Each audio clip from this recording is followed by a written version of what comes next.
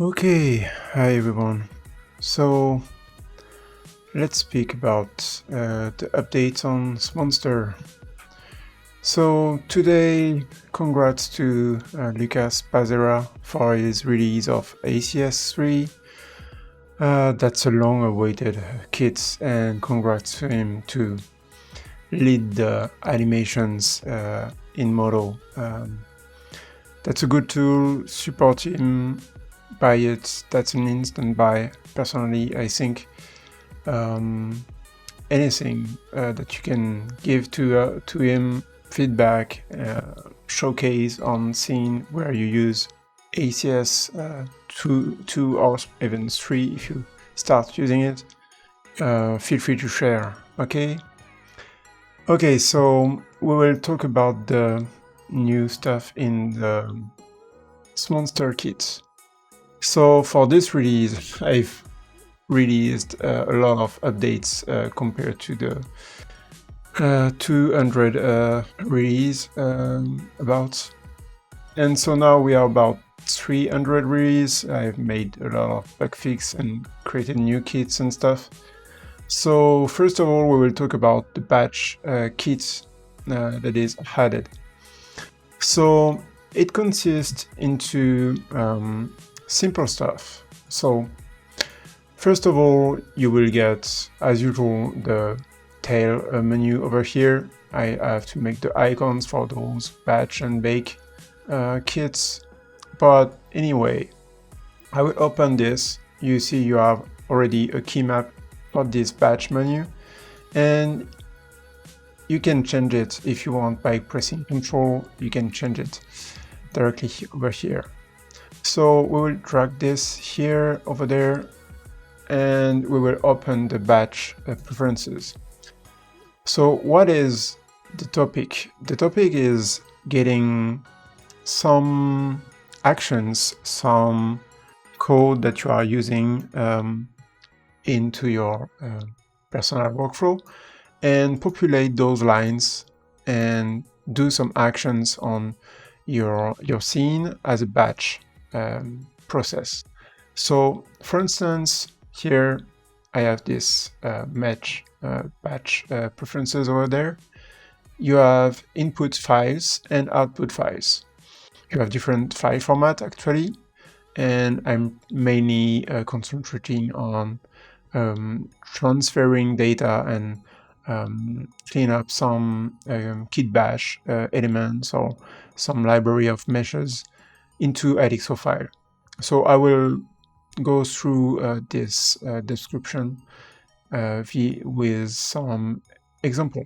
So here you have a little menu that lets you change directly at once what you want to import. So you can select OBJ, TXF, anything, and you see it runs all those toggle. Of course, you cannot get those all at once turned on, right? So the best solution for me was to create some presets just to make them easy to change. So you define the input, the output file formats, anything. And after you have this little load presets function that lets you test and use different commonly used batch processing.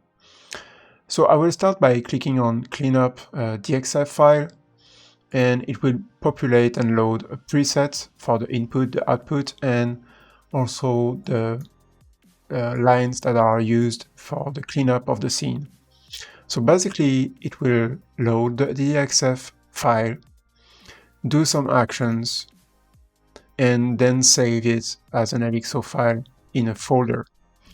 So here I'm using some of the tools you already have into the small cleanup tools, where you can delete the cameras, delete the lights, change the materials and stuff, and do various actions in it.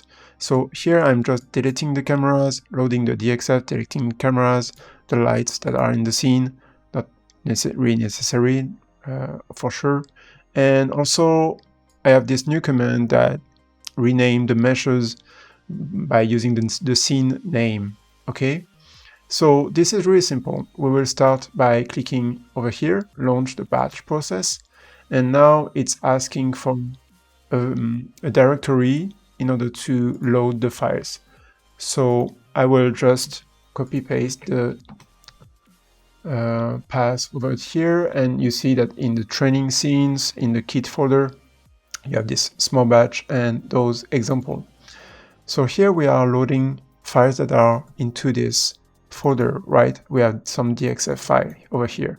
They have name for those different files, and they will be used as a prefix on the meshes. Okay, so I select the folder, it's processing the data, and now if I go back to this folder, you see there's an LXO folder in it, as we've exported to LXO file format, so it put this into a subfolder. It's also used the same name as the scene, okay? And now if I'm opening it, you see that there's no cameras, there's no light. Of course, we've deleted those, and we renamed all the previously set meshes into the DXF by putting the prefix of the name of the scene at the front. So it's really simple. It works this way. You have another example, for instance, with FBX. So I will load the preset over here. I will load some FBX and convert them to LXO file. And here I'm using the cleanup, full auto cleanup function that is so part of the cleanup tools, the cleanup kit. So I will open back the preferences over here for the cleanup, and you see that I will load the FBX, delete cameras, delete empty layers, delete some FBX channels that are created by 3ds Max or any others, unparent in place the meshes, rename the source map, UV map to something more common and correct for me, streamline to the Modo workflow in my case, update the materials, so setting the smoothing angle and stuff, changing everything to hard edge workflow, delete the pre-rotation transform, etc. Okay, so we have this set up, and so I will just press launch batch process. I will then again paste the folder for the FBX. I will show you back this one. So now I will also delete this old folder over here and goes to the FBX. So now we have 4 different files over here that will be load and clean up. So if I just press, select this folder, it starts to process. Now we are just waiting for everything to be processed, right?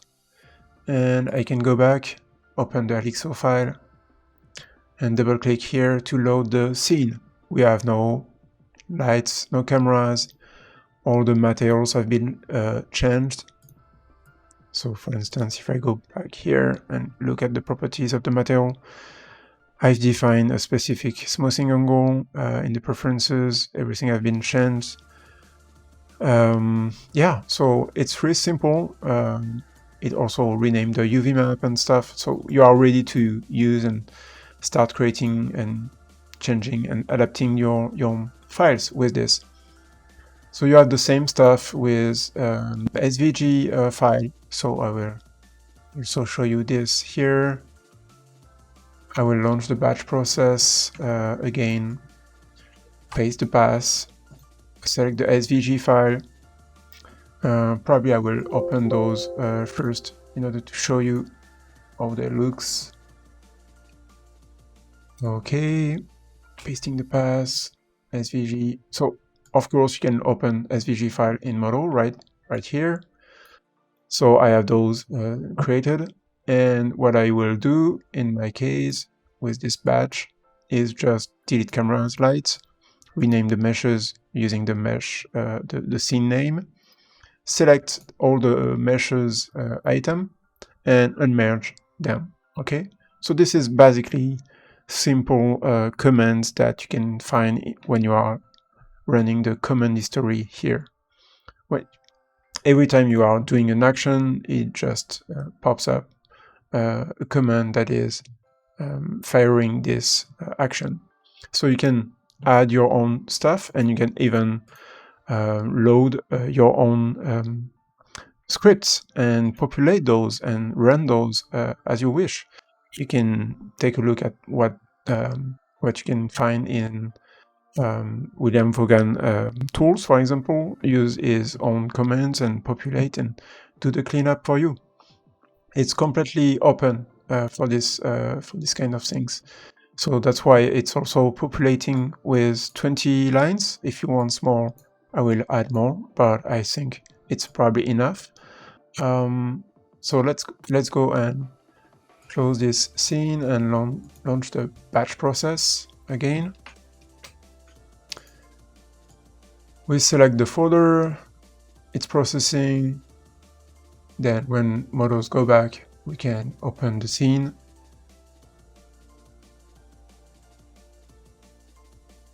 Take some while. Okay. Now we are in the Elixir folder and we can open the file, and of course you see we have the scene name as the prefix, and we've unmerged every PCs. So this is a first introduction on what is ready to go on the next update. Now we will talk about the bake kit tools.